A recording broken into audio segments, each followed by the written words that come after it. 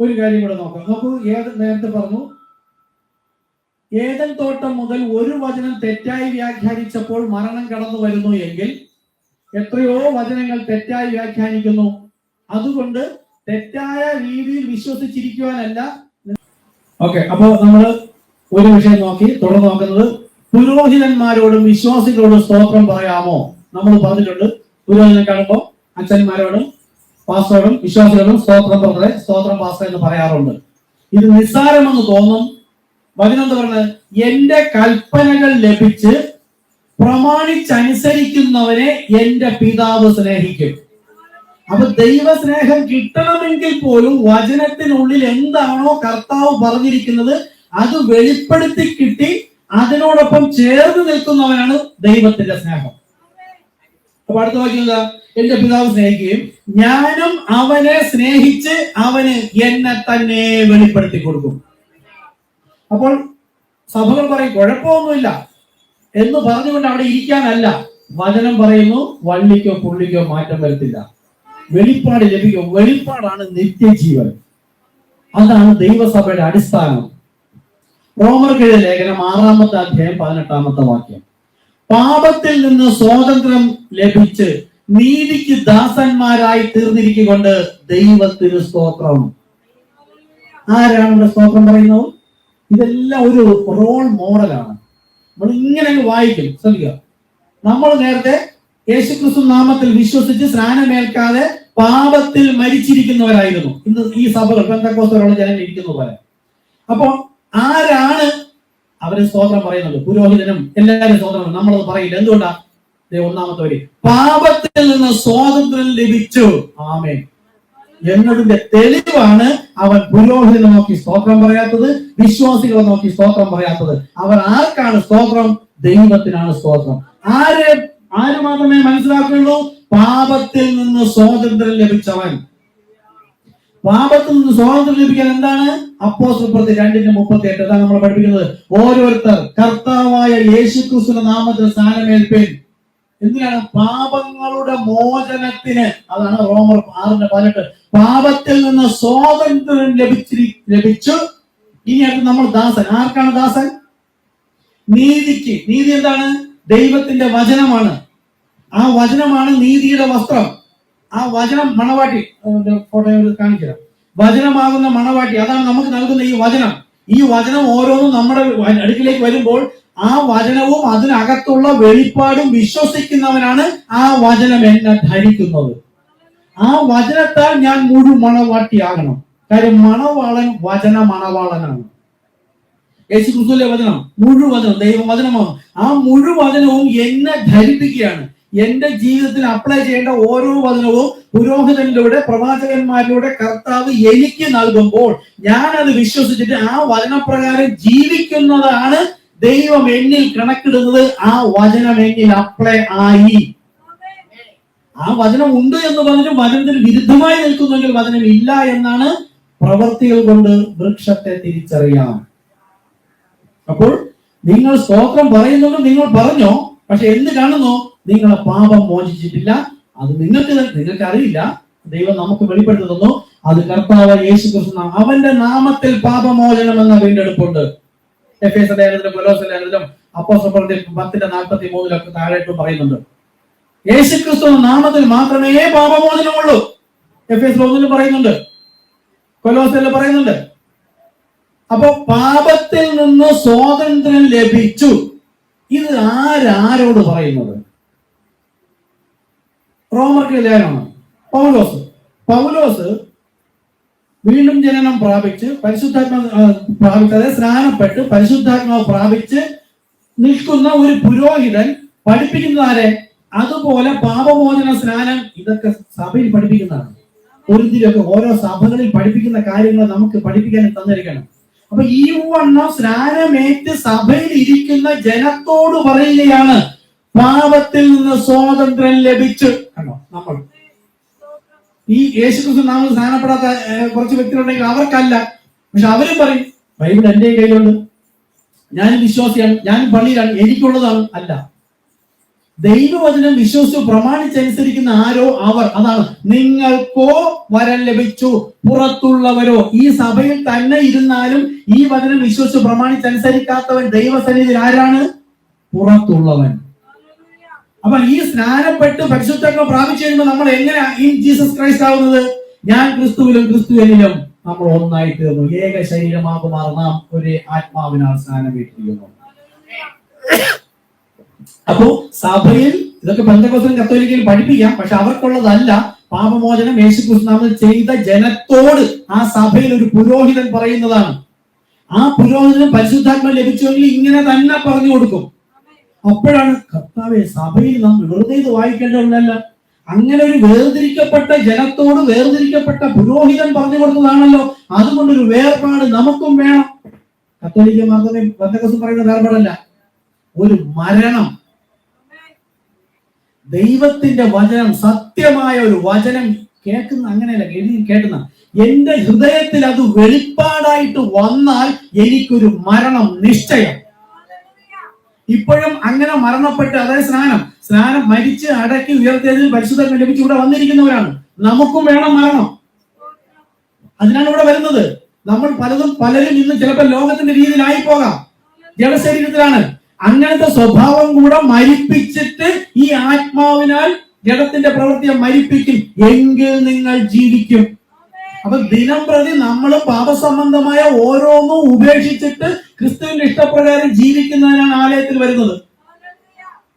അപ്പോ അപ്പോസ്തലന്മാർ ഈ പഠിപ്പിക്കുന്നത് ഈ പറയുന്ന പ്രകാരമുള്ള കൂട്ടരോടാണ്. ഇത് ഈ സ്നാനം ചെയ്ത് പരിശുദ്ധാത്മ പ്രാപിച്ച് ക്രിസ്തുവിന്റെ ശരീരത്തിന്റെ ഭാഗമായി പാപം മോചിക്കാത്തവരെടുത്ത് വെച്ച് പഠിപ്പിക്കാനുള്ളതല്ല. അതുകൊണ്ടാണ് യേശു ക്രിസ്തു നാമത്തിൽ സ്നാനപ്പെട്ടിട്ടും യേശു നാമ സഭയിൽ ഇരുന്നാൽ മതിയോ? പോരാ. അവരൊന്നിനെ പഠിപ്പിക്കുന്നത് അത് ഈ പാപം മോചിക്കപ്പെട്ടു എന്ന് പറയുന്ന രീതിയിലെങ്കിലും പിന്നെന്തായി?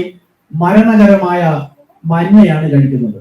തെറ്റായ വ്യാഖ്യാനം മരണത്തെ കൊണ്ടുവരുന്നു, ശരിയായ എന്താണ്? വെളിപ്പാട് ജീവനെ കൊണ്ടുവരുന്നു.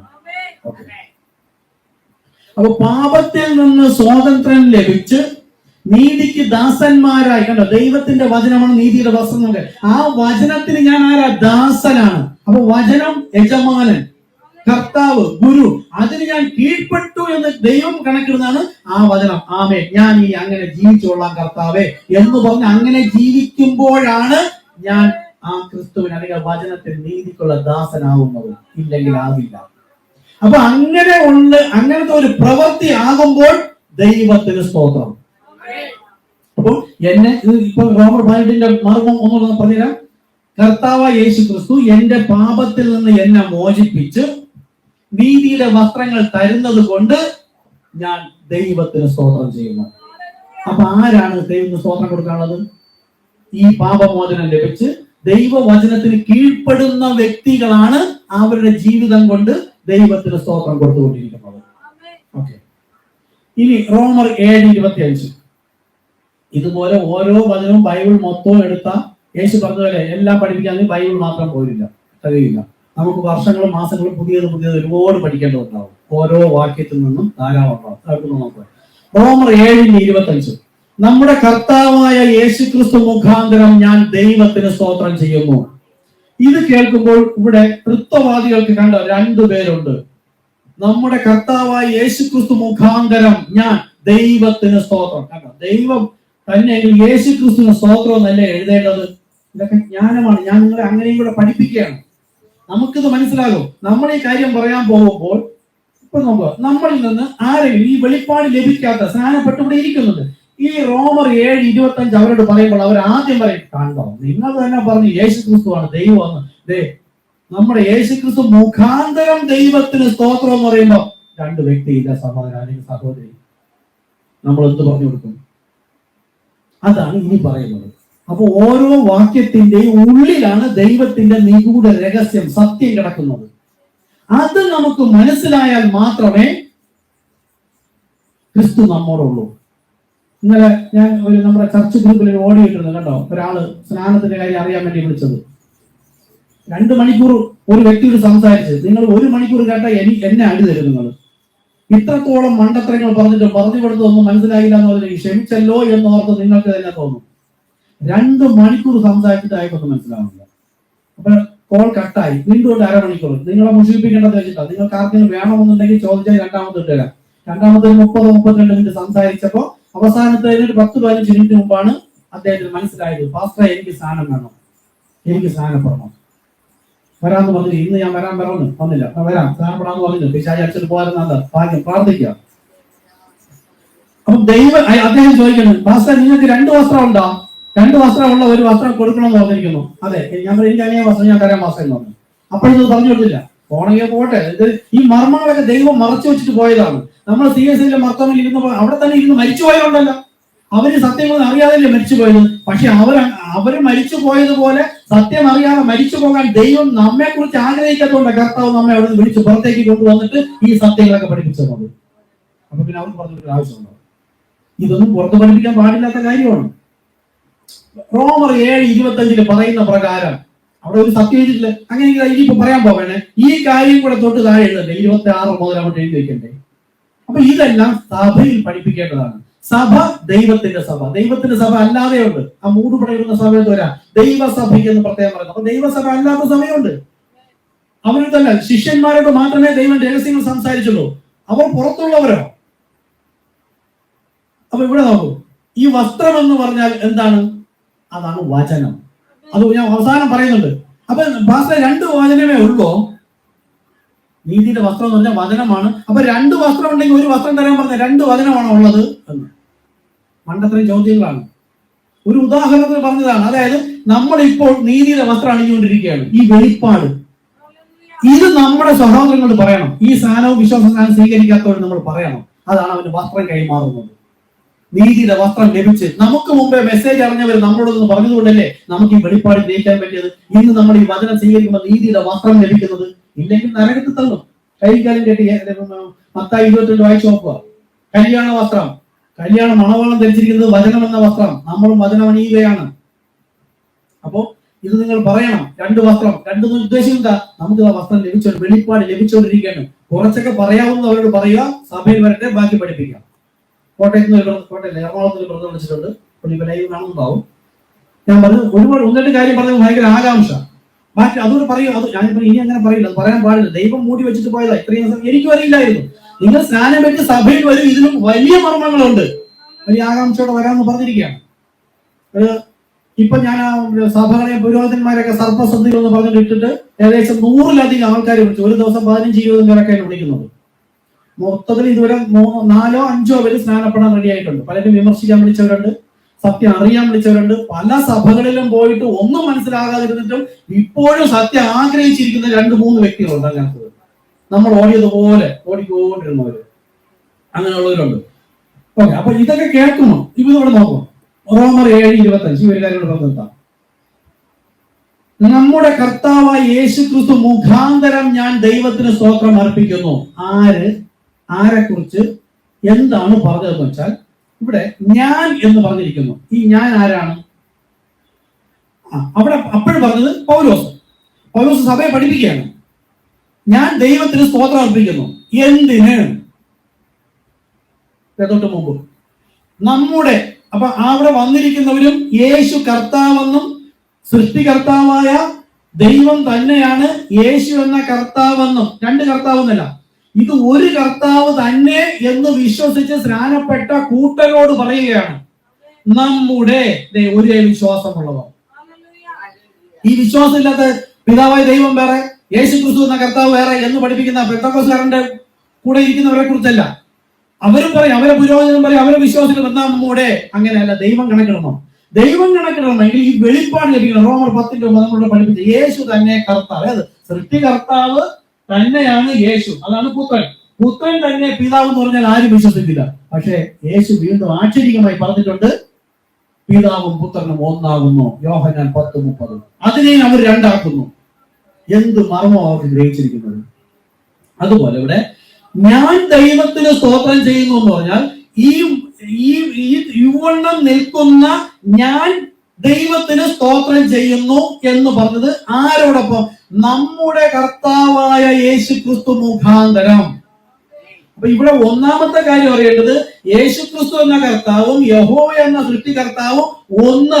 എഫേസ്യർ 4:5 പറയുന്ന കർത്താവോ ഒരുവൻ, വ്യക്തി ഒന്ന് എന്ന് വിശ്വസിക്കുന്ന കൂട്ടർ പറയുകയാണ്. അടുത്തതാണ് മർമ്മം. യേശുക്രിസ്തു വേറെ ദൈവം പറയുന്നല്ല. കർത്താവായ യേശുക്രിസ്തു മുഖാന്തരം എന്ന് പറഞ്ഞാൽ ഈ നാമത്തിലുള്ള സ്നാനം മുഖാന്തരം പാപം മോചിച്ച്, അതാ യേശു പറഞ്ഞു, എന്നിലൂടെ അല്ലാതെ ആർക്കും പിതാവിന്റെ സന്നിധിയിൽ പോകാൻ കഴിയില്ല. ഒരാളെന്നെ വിളിച്ചപ്പോ ഞാൻ പറഞ്ഞു, ഒരു വലിയ നദിയുടെ അക്കരെ നിൽക്കുന്നു, അത് പഴയ നിയമം, ഇടതുവശം പഴയ നിയമം. ഒരു വലിയ നദിയുടെ നിറയെ വെള്ളമുള്ള നദിയുടെ അക്കരെ പുതിയ നിയമം. അപ്പൊ പഴയ നിയമത്തിൽ നിൽക്കുന്ന ഒരു വ്യക്തിക്ക് ഈ നദി കടന്ന് ഇപ്പം വരാൻ പറ്റില്ല, പാലമൊന്നുമില്ല. ഇതിനിടയിൽ വന്ന പാലമാണ് കർത്താവായ യേശുക്രിസ്തു. ഈ നദിയുടെ മറുകരയിൽ നിന്ന പാപിയായ ഏതൊരു മനുഷ്യനും യേശുക്രിസ്തു ആരാണെന്ന് വിശ്വസിക്കണം. ഹൃദയം കൊണ്ട് വിശ്വസിച്ച് വായ കൊണ്ട് ഏറ്റുപറയും രക്ഷിക്കപ്പെടുന്നു. അങ്ങനെ രക്ഷിക്കപ്പെട്ട ഒരു പാപി, അവൻ പിന്നെ യേശുക്രിസ്തുവിന്റെ ക്രൂശ് മരണ അടക്ക പുനരുദ്ധാനം എന്ന ആ നാമത്തിലുള്ള സ്നാനമേൽക്കണം. അവനും മരിച്ച് അവനെയും യേശുക്രിസ്തു നാമത്തിൽ കുഴിച്ചിട്ട് യേശുക്രിസ്തു നാമത്തിൽ ഉയർത്തെഴുന്നേൽക്കുമ്പോൾ അവൻ പുതിയ രാജ്യത്തിന്റെ അംശമായി. എന്നിലൂടെ അല്ലാതെ ആർക്കും പിതാവിന്റെ അടുക്കൽ പോകാൻ കഴിയില്ല. ദൈവസഭയിൽ അതുകൊണ്ടാണ് നമ്മൾ ആ സഭകൾ വിട്ട് ഇവിടെ വന്നത്. പിന്നെ അവിടെ ഇരിക്കേണ്ടവരല്ല. നിങ്ങൾ ഏതെങ്കിലും കാരണവശാൽ അങ്ങോട്ട് പിടിക്കുന്നു എന്ന് വിചാരിച്ചോളാം, നിങ്ങൾ ദൈവത്തിലുള്ളവരല്ല. നമ്മളല്ല, നമ്മളെ കൊണ്ടുവന്ന് നമ്മളാണോ? അല്ല. എന്റെ ഉള്ളിലെ വന്ന ഈ ദൈവത്തിന്റെ വചനം വെളിപ്പാടാണ് എന്നെ തള്ളിപ്പുറത്തേക്ക് കൊണ്ടുവന്നത്. അപ്പോ കർത്താവായ യേശുക്രിസ്തു എന്ന നാമത്തിൽ പൗലോസ് അപ്പോസ്തലപ്രവൃത്തി 19 അധ്യായത്തിൽ യോഹന്നാന്റെ സ്നാനം ഏറ്റുന്നവരോട് യേശുക്രിസ്തുവിനെ കുറിച്ച് യോഹന്നാൻ പറഞ്ഞവന്റെ പിന്നാലെ വരുന്നവനെ കേൾക്കണം, വിശ്വസിക്കണം, അപ്പോൾ ഉപദേശിക്കാൻ തക്കവണ്ണം. മത്തായി 28:19 സ്നാനം പറഞ്ഞത്. 20 യേശു പറയുന്നു, സ്നാനപ്പെടുന്നതിന് മുമ്പ് അവനെ തക്കവണ്ണം ഉപദേശിച്ചിട്ട് വേണം സ്നാനപ്പെടുത്താൻ. മത്തായി 28:19, 20 പറയുമ്പോ പൗലോസ് അവിടെ ഇല്ല. പക്ഷെ പൗലോസിനെ കർത്താവ് വിളിച്ച് 3.5 വർഷം മണലാരണ്യത്തിൽ അയച്ച്, ഇത് കർത്താവിന്റെ ഒരു തീയതിയാണ്, 3.5 വർഷം. അതാണ് ഇവിടെ നമ്മൾ സുബിൻ ബ്രദറൊക്കെ വന്ന് 1 മാസം 1 വർഷം കഴിഞ്ഞപ്പോൾ വിവാഹം കഴിക്കാൻ പോകുന്നു, സഭ തുടങ്ങണം, വരുമാനം ഇല്ലെന്ന് പറഞ്ഞപ്പോ അത് പറ്റില്ല സഹോദരൻ, അവർക്ക് വിരോധം തോന്നുള്ളൂ. പറഞ്ഞെന്താ, ഈ വചനപ്രകാരം തന്നെ ഞാൻ പറഞ്ഞില്ലെങ്കിൽ ആദ്യം എന്നെ എടുത്ത് കളയും കർത്താവ്. രണ്ടാമതും പോയി സഭ തുടങ്ങി എല്ലാം ഇല്ലാതെ നഷ്ടപ്പെട്ടിട്ട് വീണ്ടും വന്നിരുന്നു. 1 വർഷം കഴിഞ്ഞപ്പോ വീണ്ടും പറയുന്നു സഭ തുടങ്ങണം പാസ്റ്റർ, പറ്റില്ല. അപ്പൊ 3 ആണ്ട് കഴിഞ്ഞിട്ട് പൗലോസ് 3 ആണ്ട് കഴിഞ്ഞിട്ട് യേശു അപ്പോസ്തലന്മാരെ വിളിച്ചിട്ടോ 3.5 വർഷം ശുശ്രൂഷിച്ച ശേഷമാണ് പരിശുദ്ധാത്മാവ് പ്രാപിച്ചിട്ട് സുവിശേഷം പോകാൻ പറഞ്ഞത്. അപ്പൊ ഈ ദൈവവചന പ്രകാരം വിളിച്ചു നിർത്തിയിരിക്കുന്നവന്റെ ഉള്ളിൽ നിന്ന് സംസാരിക്കുന്നതും ദൈവവചനം അല്ലെങ്കിൽ, മുമ്പ് രാജമീറ്റ് പാസ് പറഞ്ഞല്ലോ, പുൽപ്പറ്റിൽ നിന്ന് ആര് പ്രസംഗിച്ചാലും ദൈവവചന വിരുദ്ധമാണെങ്കിൽ എഴുന്നേറ്റ് നിൽക്കണം. നിങ്ങൾക്ക് തിരിച്ചറിയണം, എഴുന്നേറ്റ് കൈ നോക്കണം. അപ്പൊ ഞാൻ ചോദിക്കും, എന്താ സഹോദരൻ ഇപ്പൊ പറഞ്ഞ തെറ്റാണ്? അപ്പൊ കർത്താവ് ഉണർത്തുകയാണെങ്കിൽ അല്ലെങ്കിൽ നമുക്ക് നോക്കി ശരിയാ സഹോദരൻ. അല്ല, വീണ്ടും ആ തെറ്റ് തന്നെ പറയുന്നുണ്ടെങ്കിൽ മതി, പ്രസംഗം നിർത്തും, സഭ പിരിച്ചുവിടും. അങ്ങനെ ചെയ്യണമെന്നാ പുരോഹിതൻ പ്രവാചകൻ വില്യം ബ്രൺഹാമിലൂടെ കർത്താവ് സംസാരിച്ചിരിക്കുന്നത്. വീണ്ടും തെറ്റ് തന്നെ പഠിപ്പിച്ചുകൊണ്ടിരിക്കുന്നത്, അത് കറക്റ്റ് ചെയ്തിട്ടേ മുമ്പോട്ട് പോകാൻ പാടുള്ളൂ. അതുകൊണ്ടാണ് ഇത് പറയുന്നത്. ആ സഭകൾ തെറ്റായി പഠിപ്പിച്ചിരിക്കുന്നത് ഞാൻ തിരുത്തി, അവര് കുഴപ്പമില്ല, അവരുടെ ഉള്ളിൽ ആത്മാവ് തന്നെ നമ്മളിൽ വ്യാപരിക്കും. അപ്പോ ശരിയായ വചനപ്രകാരം നിൽക്കുന്നിടത്തേ ദൈവം ഉണ്ടാവുകയുള്ളൂ. ഇവിടെ നമ്മുടെ സഭയിലിരിക്കുന്ന ഒരേ ആത്മാവിനാൽ സ്നാനപ്പെട്ട അവരോട് നമ്മുടെ കർത്താവായ യേശുക്രിസ്തു മുഖാന്തരം ഞാൻ അറിയാതിരിക്കെ എന്നെ സ്നേഹിച്ച മഹാസ്നേഹമാണ് ക്രൂശിലെ മരണം. അതൊന്ന് ആലോചിച്ച് നോക്കും. എന്റെ മോനെ ഇപ്പൊ രവി ബ്രദറിന് പകരമായിട്ട് കൊല്ലാൻ ഞാൻ വിട്ടുകൊടുക്കണമെങ്കിൽ ഈ ബ്രദറിനെ എത്ര ഞാൻ സ്നേഹിക്കുമെന്ന് ആലോചിച്ച് നോക്കും. അപ്പൊ ആർക്കും വേണ്ടാത്ത നമ്മെ നോക്കിയിട്ട് യേശു തന്റെ പ്രാണൻ വിട്ടിട്ട് ആ യേശുക്രിസ്തു നാമവുമായിട്ട് കൊണ്ടുചെല്ലുമ്പോ ഈ സഭാവിശ്വാസികൾ നമ്മളെ നോക്കിയിട്ട് ഭൂതമെന്നും ഭ്രാന്തനെന്നും കൊടുക്കരുതെന്ന് പറയണമെങ്കിൽ അവർ എതിർ ക്രിസ്തുക്കളില്ലേ? അപ്പൊ യേശുക്രിസ്തു മുഖാന്തരം ആ പാപമോചന സ്നാനം മുഖാന്തരം അങ്ങനെ ഒരു ഭാഗ്യം കൃപയാൽ ലഭിച്ചത് കൊണ്ട് ഞാൻ ദൈവത്തിന് സ്തോത്രം. എന്നെ വിളിച്ച് എനിക്കിത് പറഞ്ഞു തന്ന പുരോഹിതന് കയ്യപ്പാവിന് സ്തോത്രമെന്നല്ല, പാസ്റ്ററെ സ്തോത്രം, ബ്രദറെ സിസ്റ്ററെ സ്തോത്രം എന്നല്ല. ദൈവമാണ് വെളിപ്പെടുത്തുന്നത്. ആ ദൈവത്തിന് സ്തോത്രം കൊടുക്കുന്നവരാണ് മഹത്വപ്പെടുന്നത്. ഇതുപോലെ സ്തോത്രം പോകുന്ന ഒരു കാര്യമാണ് കൊലോസ്യർ 3:17. വാക്കിനാലോ ക്രിയയാലോ എന്ത് ചെയ്താലും സകലതും കർത്താവായ യേശുക്രിസ്തു നാമത്തിൽ ചെയ്തും. ഇങ്ങനെ ചെയ്താൽ മാത്രമേ ദൈവത്തിന് മഹത്വം പോകുള്ളൂ. അവർ പറയണമെന്നില്ല. കാര്യം ദൈവത്തിന്റെ കൽപ്പനയാണ് സ്നാനം ചെയ്താലും യേശുക്രിസ്തു നാമത്തിൽ ചെയ്യണമെന്ന്. അങ്ങനെ ചെയ്യുമ്പോൾ ദൈവത്തിന് ഓൾറെഡി അങ്ങനെ ഓട്ടോമാറ്റിക്കലി മഹത്വം പോയിക്കൊണ്ടേയിരിക്കും. ഇത് പിശാചിന് നല്ലവണ്ണം അതിനറിയാം. അങ്ങനെ ഈ ലോകത്തുള്ള ഒരു മനുഷ്യനിലൂടെ ദൈവത്തിന് മഹത്വം പോകാതിരിക്കാനാണ് സ്നാനം യേശുക്രിസ്തു നാമത്തിൽ ചെയ്യിപ്പിക്കാതിരിക്കുന്നത്. ഈ നാമം അശേഷമുണ്ടെന്ന് ആരോട് ഉപദേശിക്കരുത്. ഇതെല്ലാം പിശാചിന്റെ ജനമാണ്, സന്തതികളാണ്. ഓക്കെ, ഞാനിവിടെ നിർത്തും. നമുക്ക് അടുത്ത ആഴ്ച എടുക്കാം. ഇതിന്റെ തന്നെ താഴെ എടുക്കാം. ഇതുപോലെ ഓരോ വചനത്തിനകത്ത് പഠിപ്പിച്ചു പോയ ഒരുപാട് മർമ്മങ്ങൾ ഓരോ വാക്യത്തിനകത്തുണ്ട്. അതുകൊണ്ട് ഇത് കേൾക്കുന്ന ആരെങ്കിലും നിങ്ങൾക്ക് വിശ്വാസമാണെന്ന് തോന്നുന്നെങ്കിൽ വിളിക്കുക. എന്റെ വാട്സപ്പ് നമ്പറൊക്കെ ഇതിനകത്തുണ്ട്. വിളിക്കുക. കൂടുതൽ സത്യങ്ങൾ ഞങ്ങൾ പുറത്ത് പറയുന്നതല്ല. യേശു അങ്ങനെ ഒരു മാതൃക കാണിച്ചു തന്നില്ല. നമ്മുടെ ഇവിടെ പറഞ്ഞില്ല, റോമർ 7:11. ആ അവിടെ പഠിപ്പിച്ച വിശ്വാസപ്രകാരം വിശ്വസിച്ച് സ്നാനമേറ്റ് സഭയിൽ വന്നവരോടാണ് സംസാരിക്കുന്നത്. പുറത്തൊന്നും പറയാൻ പാടില്ല. അതിൽ കുറച്ച് കാര്യങ്ങളൊക്കെ പറഞ്ഞു. കർത്താവ് സഹായിക്കട്ടെ. ആർക്കും കേൾക്കുന്നെങ്കിൽ വിളിക്കുക. ഓക്കെ, കർത്താവ് അനുഗ്രഹിക്കട്ടെ. എഴുന്നേൽക്കാം.